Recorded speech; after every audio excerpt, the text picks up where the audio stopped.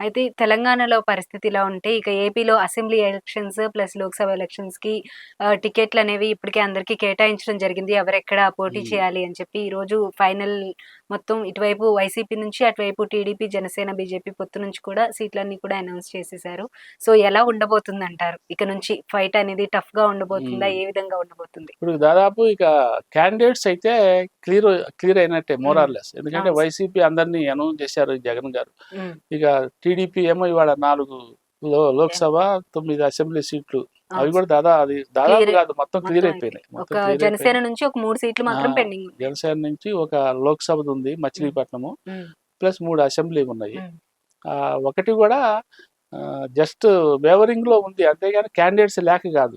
Okay sir. ఇప్పుడు ఇక్కడ BRS లాగా హ్మ్. క్యాండిడేట్స్ కరువైన పరిస్థితి అక్కడ లేదు. హ్మ్. ఉమ్, అక్కడ క్యాండిడేట్ ఉన్నారు కానీ అయితే ఆ ఆ మచిలీపట్నం సీటుకి ఇవ్వాల్సిన క్యాండిడేట్ని బహుశా అవనగడ్డకి అసెంబ్లీకి మారుద్దామా అనే ఓకే. దీనిలో హ్మ్. ఆలోచనలో కసరత్తు జరుగుతున్న తప్ప వేరే ఉద్దేశం కాదు. అవి కూడా నేడో రేపో అన్నట్టు దాదాపు ఫైనల్ స్టేజ్కి వచ్చేసినాయి. Okay sir. ఇక అంటే మొత్తం మీద సీట్స్ క్లియర్ అయిపోయినట్టే. హ్మ్. బీజేపీ కూడా క్లియర్ అయిపోయినట్టే. హ్మ్. బీజేపీ ఆ 10 సీట్లకి అనౌన్స్మెంట్స్ అయిపోయినాయి. హ్మ్. ఇక ఆల్రెడీ జగన్ గారేమో మేము సైతం సిద్ధం అని చెప్పి, హ్మ్. మనమంతా సిద్ధం అని సభలు చెప్పి ఆల్రెడీ స్టార్ట్. ఇవాళ 3వ రోజు హ్మ్. అవును సార్. ఆయన ప్రచార యాత్ర మొదలుపెట్టి హ్మ్. కర్నూలు జిల్లాలో నడుస్తున్నట్టుంది ఈరోజు. హ్మ్. ఇక అట్లాగే చంద్రబాబు నాయుడు గారు కుప్పం నుంచి కుప్పం నుండి మొదలుపెట్టి మొదలుపెట్టారు.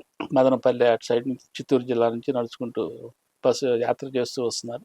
సో ప్రచారం అయితే దాదాపు 2 ప్రధానమైన పార్టీల మధ్య, అంటే ఒక చంద్రబాబు గారు ప్రచారం చేస్తున్నారు అంటే అది కూటమి తరపున ప్రచారమే. అవును సార్. ఇప్పుడు ఉన్నది ఏపీలో వైసీపీ వర్సెస్ కూటమి, హ్మ్. అంతే కదా. అవును. ఇక జగన్ వర్సెస్ చంద్రబాబు. హ్మ్. సో ఇప్పుడు చంద్రబాబు నాయుడు గారి ప్రజాగళం ఎన్నికల ప్రచార సభల్లో 3 పార్టీల జెండాలు కనిపిస్తున్నాయి: హ్మ్. Telugudesam, Janasena BJP, and Janasena. BJP. హ్మ్. సో చంద్రబాబు నాయుడు గారు కూటమి తరపున ప్రచారం చేస్తున్నట్టు లెక్క. హ్మ్. 2 ప్రధానమైన ప్రత్యర్థులు, ఇద్దరు ప్రధానమైన ప్రత్యర్థులు, 2 రంగంలోకి ప్రధాన దిగారు. ప్రత్యర్థి పార్టీలు ఆల్రెడీ జనంలోకి వచ్చేసినాయి. హ్మ్. ఇక వీళ్ళు దాదాపు నెల రోజుల పాటు కంటిన్యూగా ఒక ఫేజ్లో నడుస్తుంది ఈ యుద్ధం. హ్మ్. సో ఇక ఇప్పుడు మొదలవుతుంది ప్రజల అభిప్రాయాలు ఎటు నాడి మొగ్గుతున్నాయి, ఏంటనేది. ప్రజల నాడి ఎట్లా ఉంది, ఎట్లా స్టార్ట్ అవుతున్నది ఏంటనేది. ఇప్పటికైతే వైసీపీ నుంచి జగన్ మాట్లాడుతున్న కొన్ని కొన్ని కొత్త విషయాలైతే జనాన్ని ఆకర్షిస్తున్నట్టుగా మనకి అక్కడి నుంచి ఫీడ్‌బ్యాక్ వస్తున్నది. Okay sir. ఇప్పుడు చంద్రబాబు నాయుడు గారైతే ఈ 3 రోజులు, 4 రోజుల నుంచి కుప్పం నుంచి మొదలుపెడితే ఆయన జనరల్‌గా ఉన్న విషయాలనే, పాత విషయాలనే చెప్తున్నట్టుగా మనకు అనిపిస్తున్నది. ఎందుకు జగన్‌కి ఓటేయొద్దు, ఎందుకు కూటమిని గెలిపించాలో ఆయన చెప్తున్నారు. హ్మ్. ఈ కూటమి ఎవరి కోసము? మీకోసమే, సంక్షేమం కోసం, రాష్ట్రంలో అభివృద్ధి జరగాలంటే హ్మ్. కూటమి రావాలి. ఇవన్నీ కూడా జనరల్ పడిగట్టు పదాల్లాగానే ఇప్పటి వరకు, అంటే ఇంకా ప్రచారం పీక్ దశకి వెళ్ళలేదు కాబట్టి, ఈ స్టార్టింగ్ దశలోనే ఉంది కాబట్టి ఆయన ఉన్న విషయాలనే ప్రస్తావిస్తూ వస్తున్నారు. ముందు ముందు ఇంకా కొత్తగా ఆయన ప్రచారం అట్లాగే ఆయన ప్రసంగాలు కూడా ఇంకా వేడి వాడిగా సాగే అవకాశాలు ఉన్నాయి. Okay sir. ఇప్పుడు జగన్ గారైతే ఆల్రెడీ ఆయన ప్రచారం అయితే కొంచెం వేడి అందుకున్నట్టే కనిపిస్తున్నది. ఓకే. మొన్న కడప జిల్లాలో ఆయన వివేకానంద రెడ్డి కడపలో బహిరంగ సభల్లో, కడప జిల్లా బహిరంగ సభల్లో ఆయన వైఎస్ వివేకానంద రెడ్డి హత్య గురించి మాట్లాడారు. హ్మ్. ఫస్ట్ టైము, ఇన్ని రోజులు ఆయన మాట్లాడలేదు కానీ ఫస్ట్ టైము అంటే కడప జిల్లా ప్రజలకి చెప్పదలుచుకున్నాడు ఆయన స్థూలంగా, వాళ్ళ జిల్లా ప్రజలకి. అందుకనే వాళ్ళ జిల్లాలో ముఖ్యంగా కడపలో పులివెందులో జరిగిన ఆ హత్య గురించి ఆయన ప్రత్యేకంగా ప్రస్తావించి, ఆయన్ని హత్య చేసింది ఎవరో తెలుసు, ఆ హత్య చేసిన ఆయన ఇప్పుడు బహిరంగంగా రోడ్ల మీద తిరుగుతున్నాడు, నిజానికి జైల్లో ఉండాలి, చేసిన ఆయన ఎవరో అందరికీ తెలుసు, ఆయనకేమో చంద్రబాబు ఒత్తాస పలుకుతున్నాడు, పైగా నా మీద బురద జల్లటానికి నా చెల్లెళ్ళు ఇద్దరిని నా మీద గుసిగొలుపుతున్నాడు. ఇటువంటి కామెంట్స్ ఆయన ఫస్ట్ టైం చేశారనమాట. Okay so sir. ఇది జనంలో ఒక రకంగా ఒక సంచలనమే.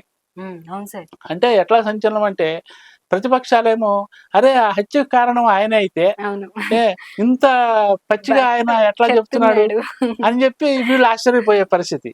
వాళ్ళు కూడా అరే జగన్ గారు మరి ఆయన ప్రమేయం లేకపోతే ఇట్లా ఎందుకు చెప్తాడు ఆయన అని వాళ్ళు ఆలోచించుకునే పరిస్థితి. హ్మ్. సో దిస్ కైండ్ ఆఫ్ ఒక రకమైన ఒక ట్విస్ట్ అయితే ఈ దీంతో వచ్చింది హ్మ్. జనంలో. సో ఇంకా ముందు ముందు ఇంకా ఎట్లా వస్తాయి, ఏమేమి వస్తాయి అనేది ఇంకా తెలియాల్సి ఉంది. డెఫినెట్గా ఇంకా ముందు ముందు ఆసక్తికరంగా ఈ ఎన్నికల ప్రచారాలు సాగే అవకాశం ఉంది.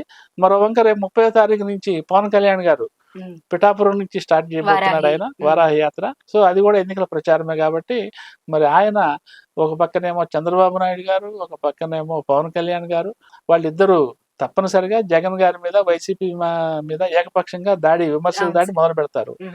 ఇక ఎటొచ్చి బీజేపీ అగ్రనాయకులు వచ్చారు అంటే బీజేపీ అగ్రనాయకుల వరకు కూటమి ఓవరాల్ కూటమి తరఫున వాళ్ళు మాట్లాడిపోతారు తప్ప వాళ్ళు తీవ్ర స్థాయిలో జగన్ ప్రభుత్వం మీద జగన్ మీద ధ్వజమెత్తే అవకాశాలు ఉన్నాయా లేవా అనేది చూడాలి. ఎందుకంటే మొన్నటి మోడీ చిలకలూరుపేట సభతోనే చాలా మందిలో ఈ ప్రస్తావన వచ్చింది. ఏది అసలు జగన్ గురించి ఏమీ ఊసెత్తలేదు.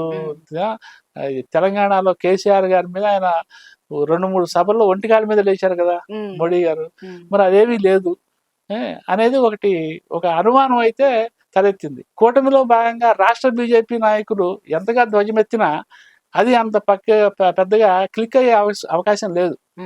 రాష్ట్ర బీజేపీ తరఫున ఎవరున్నారు? బీజేపీ స్టేట్ ప్రెసిడెంట్ పురంధేశ్వరి గారు ఉన్నారు.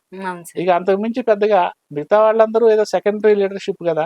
ఆవిడ పిసిసి బీజేపీ అధ్యక్ష హోదాలో ఉన్నారు కాబట్టి ఆవిడ మాటకి కొంచెం విలువ ఉంటుంది, జనంలో ఆలకిస్తారు. మరి ఆవిడ ఏ స్థాయిలో మాట్లాడుతుంది అంటే మనం గత కొన్నేళ్లుగా చూస్తున్నాం. ఆవిడైతే జగన్ గారి ప్రభుత్వం మీద విమర్శలు చేస్తున్నారు. పైగా జగన్ ప్రభుత్వ పాలనా విధానం మీద వాళ్ళు బీజేపీ అధిష్టానానికి లేఖల ద్వారా కంప్లైంట్లు పంపించిన సందర్భాలు ఉన్నాయి. ఆవిడ వరకు ఓకే, గానీ ఇప్పుడు మోడీ వస్తారు, ఒక అమిత్ షా వస్తారు, బీజేపీ అధిష్టానం నుండి మాత్రం ఒక నడ్డా వస్తారు. వీళ్ళందరూ ప్రసంగాలు ఎలా ఉంటాయి? ఎంతసేపటికి ఆత్మరక్షణలో భాగంగా మమ్మల్ని గెలిపించండి, మేము ఇది ఇస్తాం అని చెప్పడం వేరు. కానీ 5 ఏళ్ళు జగన్ గారు ఇదిగో ఇది చేయలేదు, ఇట్లా సాగింది పాలన, ఇటువంటి అపశృతులు ఉన్నాయి, ఇవన్నీ మేము లేకుండా చేస్తాము అని చెప్పడం వేరు. సో ఇందులో అధిష్టానం ఏది ఎంచుకుంటుంది అనేది చూడాలి. అది